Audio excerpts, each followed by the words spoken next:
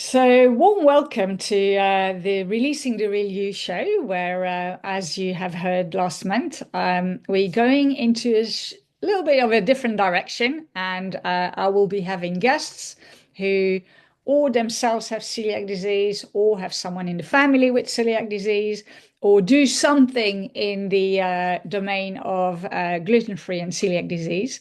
And today we have a fabulous guest, Kate, the Gluten Free Alchemist.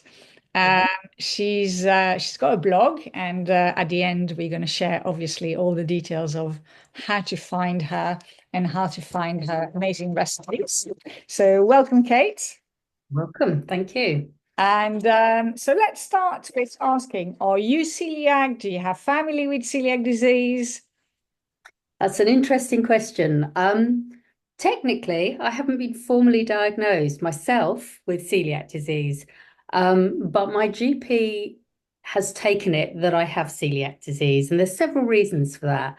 I come from a generation, I'm the third, we have three generations that we know of. So my father was celiac um, at a time when it wasn't really well understood. And then my daughter got diagnosed with celiac when she was 6. So that's about fifteen or so years ago. Um, and what's interesting was that at the time, I hadn't made any connection with myself and I didn't really understand the genetics of it and how it worked. But I had started having symptoms probably just after I had given birth. So quite possibly a body shock, pregnancy had triggered something for me. It's possible I've had it all my life, I wouldn't know. Um, and then, of course, when my daughter was diagnosed, we became a gluten-free household. And it was at that point that my symptoms started to disappear. Oh, very interesting. Oh, yes, absolutely. Having had my symptoms disappear, there was no way I was going to start eating gluten because I started putting two and two together, started understanding the genetics and how these things work, and made a decision that, there was nothing that anyone could do other than tell me to go on a gluten-free diet. So just carry on as I was. What's interesting was that about 5 years after that, I had an endoscopy for completely different reasons. Hmm. And the endoscopist picked up that was wearing a gluten-free band and asked me about it. And I said, well, possibly celiac. I said, but you won't find anything because I haven't eaten gluten for 5, 6 years. And after he'd finished the procedure, he said to me they'd found evidence. So that's 5, 6 years on from stopping eating gluten of old flattened villi. So Wow. Hmm.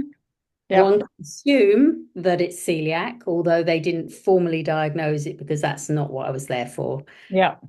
Yeah, so in three generations, my dad did the banana diet, then my daughter was diagnosed very young, and then myself, post 40, went on a gluten-free diet. So yeah. Okay, very interesting.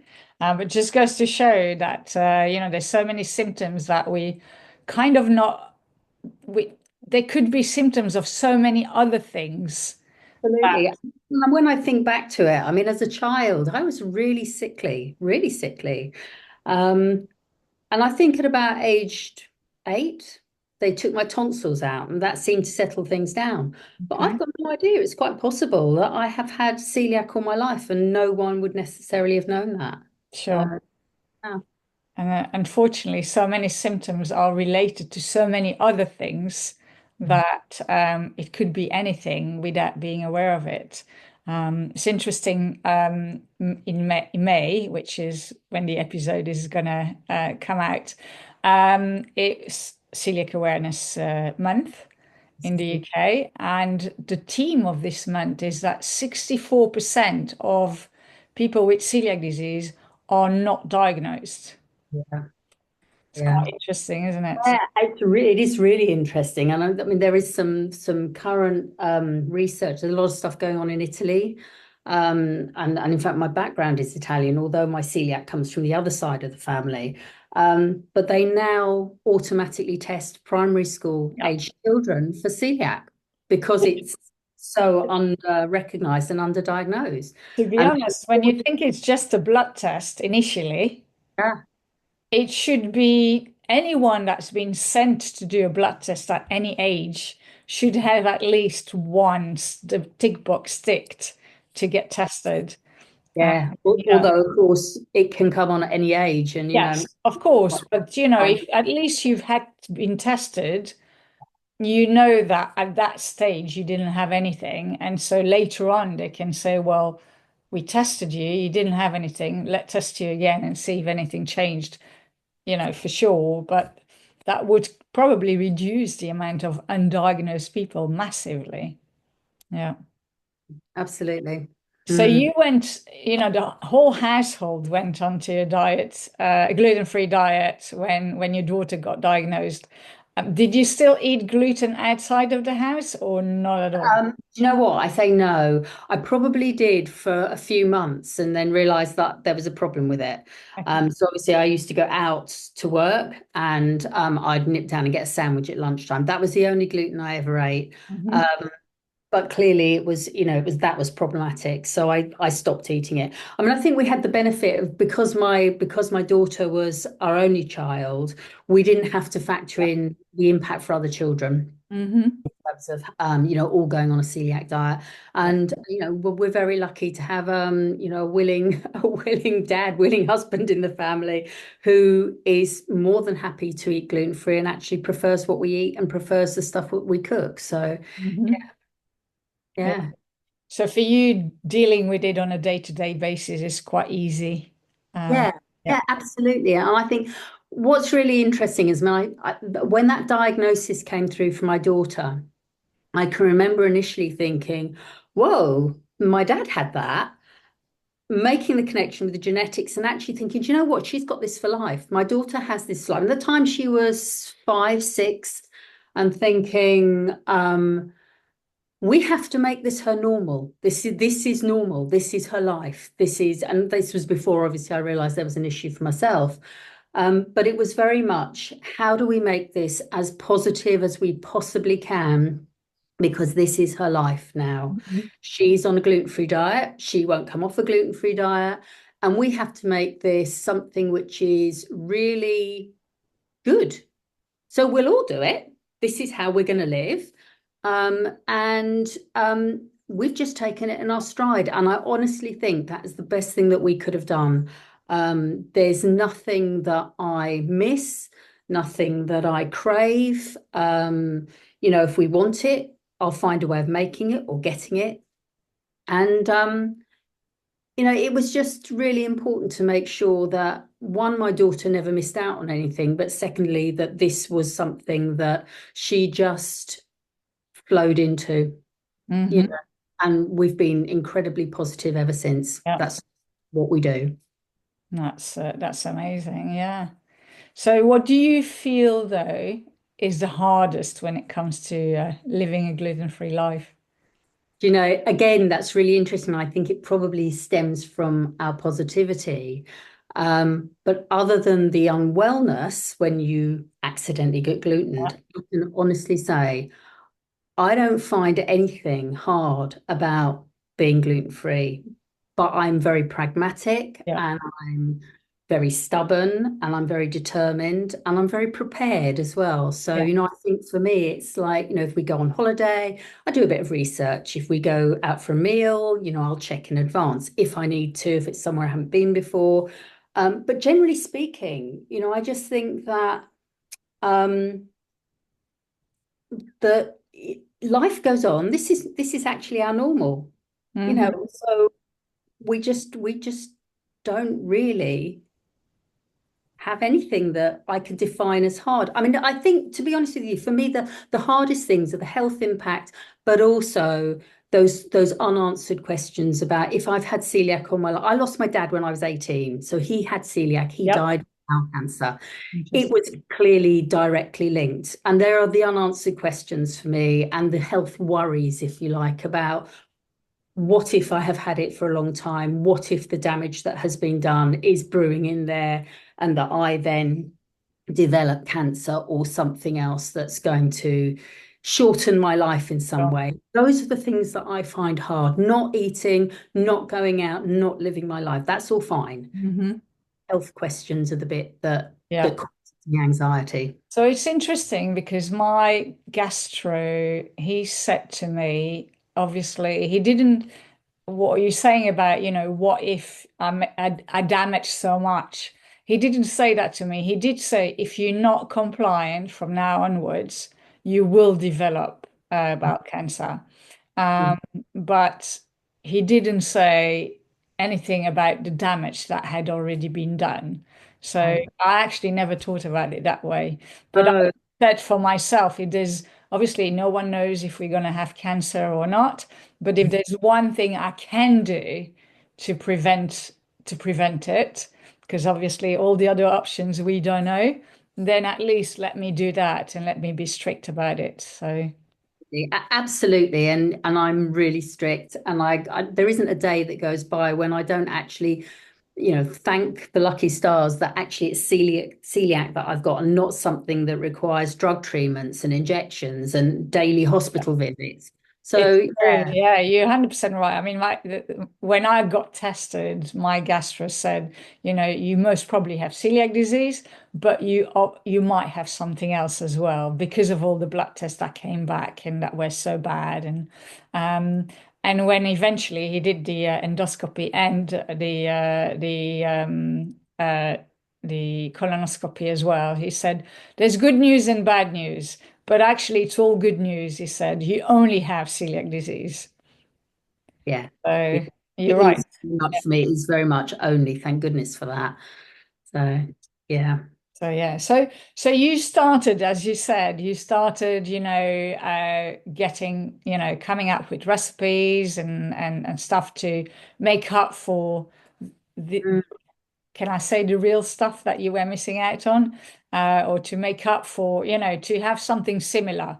So how did you get started with, because you got an amazing blog that has lots and lots of recipes, not just cooking, but loads of baking stuff, things that I've tried myself. So thank you for that. But how did you get started, and how do you come up with all those recipes? Yeah, I mean, it all started for my daughter because obviously at that point in time, I wasn't necessarily aware that it was anything to do with me, and it was at a time when, I mean, even just 15 years ago, we're talking about the free from shelves in the supermarket, having rock hard bread and foul cakes and nothing of any interest to us whatsoever. Um, so it started with me being really clear that she was not going to miss out, and again, this was her normal. We were going to make sure that she had an experience with her friends that Mhm. was exactly what it should be. But what I realized really quickly was that I'd be creating things, and I'd always start with, I didn't. There weren't really that many gluten-free recipe books around then either. So I'd start with old family recipes. I was a bit, I come from a line of Italian cooks, essentially. My grandfather had a cafe in London, and my mum was always baking, and so for me, that was quite normal, although I'd never done masses of baking myself. And I'd start with old family recipes, and I'd just learn. I just literally threw myself into it and worked out the basics and the science as I went along, and then realized that I was really bad at writing it down. So like nothing, I didn't write anything down. And I thought, I've got to find a way of recording this. One, so I can make it again, but secondly, because this is my daughter's future recipe Oh, book. This is her family recipe book. So I started the blog. So that was way back in 2013. okay. And I literally started it as a hobby because I'm a social worker by trade. I've been in child protection for 35 years. And this was not my day job by any means. Um, so so yeah, I do it when I had weekends free, when I came home, and I just gradually built a bank of recipes that I was constantly trying to strive to improve and to make as they should be. I'm not happy with gritty flour. I'm not happy with, food that's packed with sugar and salt because that's the only way to make it taste nice. Yeah. And I was really determined that in terms of nutrition, as well as in terms of flavor and texture, that things would be how I remembered them. because I thought my daughter should have that too. Hmm. That's where it started. Yeah. Um, obviously, fast forward several years, and the bank of recipes got bigger and bigger.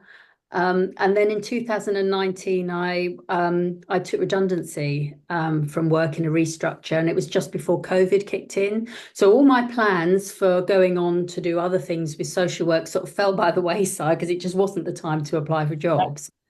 Um, and the blog started to become more important.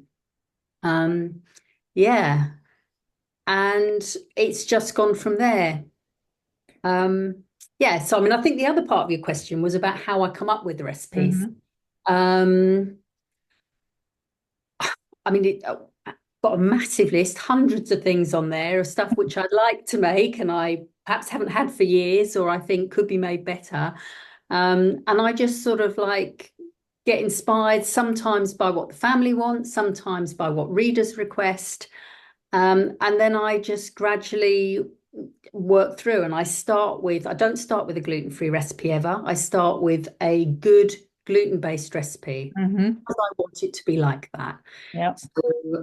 So, whether it's pastry or bread or donuts, my knowledge comes from the gluten tradition. And I start with that. And then over the years, I've learned enough about the structure of flours, the importance of hydration, the balance of protein to starch, all of those things have just by osmosis have come from practice and play. Yeah. And I just am incredibly stubborn. So I keep going. It's not unheard of for me to have 30, 40 plus tweaks before I'm happy with the recipe. And I don't know if you know the fast show from many years ago, but there is very much in our house like Jessie's diets. It's like this week we shall mostly be eating donuts. This week we shall be mostly eating quiche. And Okay. I will just keep going until I'm 100% happy that I cannot make it any better. Yeah. Yeah, so it's stubbornness and play in my kitchen. And do you have taste testers? Oh gosh, yes, yeah, yeah. Not just obviously those that are gluten free, but non-gluten free people testing your. Always, always. I mean, obviously, my husband, primary tester, because Yeah. he still eats gluten, although he doesn't eat it at home, he can still eat it. Yeah. And there have been times when I've gone out and got him a glutinous based something and said, You need to compare the two. So Okay. you need to know how close this is. How far off am I for texture in Yeah. particular? Um, Friends, people who come to stay. We don't, and apart from those, you go and eat that in the garden because I need it to be tested. We don't allow gluten across our threshold. So guests Mhm. that come, friends, family, anyone that sort of visits us gets the food. Yeah. If it's something that I'm particularly picky about and need I'm not 100% sure of, then I'll have friends eat it who will eat gluten. My daughter obviously hasn't got a gluten memory, if you like, because she was so Yeah. young. So in some respects, that's quite helpful because she tests it with a very much a gluten-free only perspective because she hasn't got anything previous. Hmm. Um, I often think they should do some research on the attitude to bread of people who eat gluten, people who have been diagnosed celiac or gluten free at a later stage in life, and people who have been diagnosed very young, because I think Yeah. we all are very different. Massively different. I mean, I see stuff that, when I go online on social media and I see stuff that people are raving about that's gluten free. And then Yeah. I try it and I'm like, oh my God, this is just disastrous. I mean, how can it doesn't resemble to anything, that I used to eat. I'm like, no, this is disgusting. But some people love it because they don't know anything else. No, absolutely, absolutely. And I think one of my I guess my biggest bugbears is the idea that we should put up with it. Yeah. And I've been in Facebook groups in the past where people have come on being very upset about, having been diagnosed and where can they find bread that actually tastes like bread? And they may be a bit older.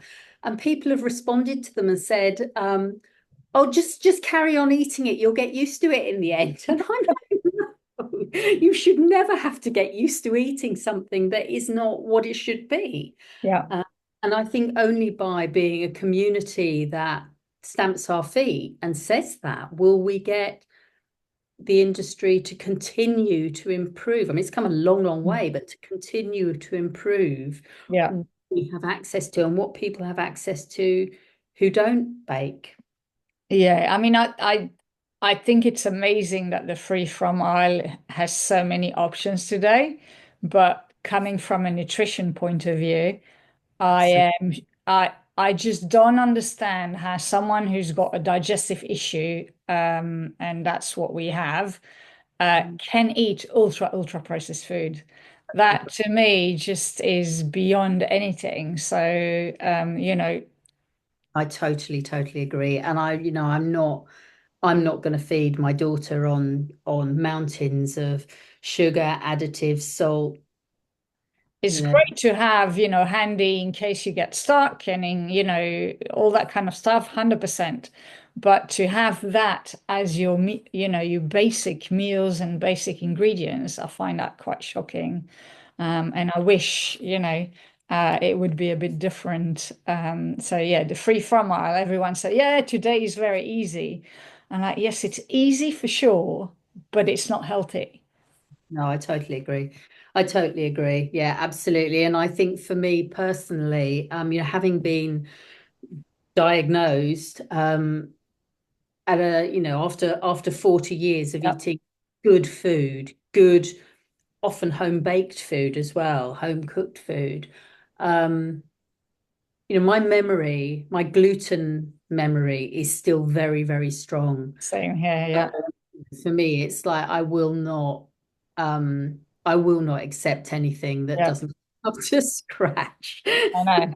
It's very I always laugh when I see someone that people are raving about and then it's actually so disappointing and nothing special. So Absolutely. And I think quite often there's that real sense of style over substance. yeah.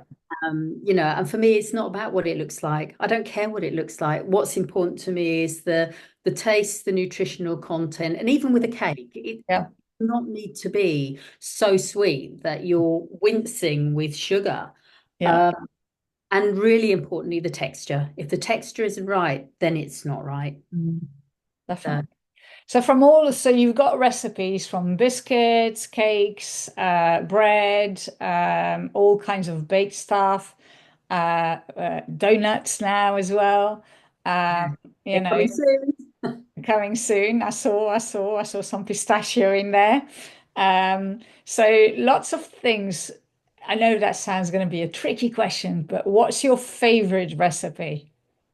Do you know what? I that is a really tricky question, really, really tricky question, because I've poured my heart and my soul into every single one of those in creation. And Mhm. I mean it when I said this week we will mostly be eating. When you've eaten 35 loaves of the same bread You don't just to need get it it anymore. perfect, it's your baby. It Yeah. really is. So I mean, I love them all, but in terms of those that I'm probably most proud of, um, my whole meal bread maker loaf is an absolute staple in our house. One, because it's really quick to make. You throw it in the machine and let it get on with it. Um, but also because it's made hundreds and hundreds of people have messaged me from all around the world, and I know it's made a huge, huge difference to their lives. Hmm. Bread is a staple. Yeah. It should be nutritious, and that particular recipe is whole grain. It should be nutritious, it should be tasty, it should be versatile, it should be something that stays fresh for several days. Um, so for me, that one's really, really important in the batch. And the other one or two, maybe, that I'm really proud of are my panettone. I think they're sure there's always room for improvement with everything. But when I first cracked my panettone, for me, with with an Italian heritage, that was absolutely jump for joy. So Um, I had made one from whatever recipe last year and or the year before. I made one last Christmas. I've nearly followed yours. I made some changes because, you know, but it was delicious. thank I had some Italian friends, my sister-in-law who's Italian, taste it, and even they liked it. So yes. Yeah, Yeah. yeah, that's brilliant. That's absolutely brilliant. And it's not that difficult to make. I mean, it takes time, but it's not as hard as a real panettone, actually. No, no, Yeah, absolutely. Because I mean, obviously, when it comes to gluten-free bread, I mean, yeah, there are limitations. You're not developing gluten. exactly. So it's You're, much faster. Yep. you're trying to create something very different. So Yeah. yeah, absolutely, absolutely. And then I think the other one for me is the puff pastry, which Okay. again is I just love my puff pastry. It tastes so good. And it means I can eat Portuguese custard tarts. So hey, So that what I about haven't you? tried yet because I have found some puff pastry in a local shop, but I haven't tried making my own yet, which I used to make my own puff pastry before. So it's a gluten one. So I haven't tried your recipe yet. So yeah. Because unfortunately, the Good. one that is in the shops, the what's it called, whatever the brand is, just doesn't puff up. Yeah. It gets hard, Palm oil. It's really, really palm oil. It's full of oil. It leaks it everywhere. It's disgusting stuff. Sorry. But, and it just doesn't puff up. So I'm like, okay, what's the point of having puff pastry if it doesn't puff up? But yes. So what would be your top three tips for anyone starting on their gluten-free journey? okay. Um, my first absolute tip would be positive. Stay positive. Absolutely embrace if it's a diagnosis, embrace that. If you're doing the diet for other health reasons, embrace the fact that this is what you have to do and be incredibly positive about it and don't really look back. Mhm. Uh, I think there's a lot of negative stuff out there. That I see a lot of negative social media posts, and I think people need to be really wary that sometimes, not all the time by any means, but sometimes those posts are about gaining attention and likes and followers. Actually, if you remain positive and live your life to the full, I mean, I've been all over the world. I've never starved. Mhm. know, there's always a good meal to be Yeah. had. You may have to make compromises, but positivity is absolutely key, and that's whether it's for you or whether it's for your child or anybody else. So that would be my absolute number one. Um, my number two would probably be to join the community. Actually having said be positive, those initial few months are a fast, steep, quite painful learning curve. You do have to let go of Hmm. the foodie life that you've known, certainly to a degree. Um, but the community, the gluten-free community is huge. There's online Facebook groups, there's lots of bloggers, there's Celiac UK, there's people that will guide you, and all you need to do is ask. So, you put those feelers out, you ask a question, and you'll have so much support there for you um, to make that transition. Yeah. And I think my number three would be embrace your kitchen. Absolutely embrace your kitchen. If you've not cooked or baked before, it really isn't that hard. Um, the food that you will get from your own oven will be a million times better than anything you'll get from a supermarket shelf.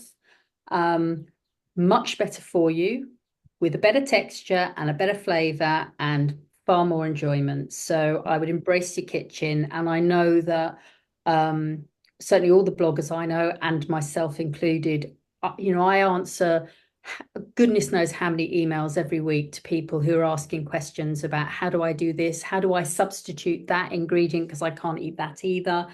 Um, you know, how do I get into this whole baking, cooking? Yeah. Um, and I'm more than happy to help, as I'm sure are you and lots of other people out there. So yeah, embrace your kitchen, and enjoy every minute of it. Mm. Great tips. Love them. So yeah, thank you for that. And then our last question is, and I'm going to share all the details, but what's the best way to get hold of you? When I say get hold of you, is where can people find you? Where is your, obviously you've got your blog, and is it Instagram, Facebook, somewhere else? What's the best way? Yeah, I mean, I'm fairly flexible. So obviously, I mean, I have the blog, which is glutenfreealchemist.com. And I'm also on Instagram and Facebook and Pinterest and LinkedIn. I hesitate to say Twitter because I think I may well be destroying that very soon, for obvious reasons, which we won't go into. Um, all of those are Gluten Free Alchemist, so that's my handle for all of those. Um, Email me at kate@glutenfreealchemist.com. Um, Message me on any of the social media. I've literally, anything goes. People get hold of me in whatever way they can. The only thing I say is sometimes I'm not very good at answering instantly. So give me a few days because obviously I'm trying to fit in another job as well around this. I still do some social work and other stuff. So yeah. Very good. And yeah, as I said, I highly recommend people to go and look at all your recipes. You mostly find everything on there, really, which is quite good. And having tried myself some of the recipes, I can say they're really good. So, and like, I think some others I've tried where it was, as you say, a bit gritty, a bit whatever. So about the texture, it really is so important. So I mean that's the other thing before we finish, just to sort of highlight to people that, yes, you can go and get a bag of Dove's farm free flour from the shelf in the supermarket. And when you're starting out, that's an absolutely the right thing to do. But the reality is that most commercial gluten-free flours are made to be as cheap as possible. They still charge a fortune for most of them, but they're made to be as cheap as possible. And they use flours which are often gritty, things like rice flour, they're often very gritty. They use lots of starches. And actually, if you want really good baking, sometimes the way to go is to blend your own. mhm, Certainly, I mean that's something that I specialize in terms of the recipes that I make. I create, although I've got three different blends which are versatile for a lot of recipes. When it comes to things like bread, I tend to use a bespoke blend of flours because mhm, that's the way you get the texture and the taste that you want. definitely. Definitely. Fantastic. Well, thank you very much. You. And any questions you got for Kate, put them in the comments and I'll make sure she'll reply to them. And yeah, thank you and see you all next. Thank you. Bye bye.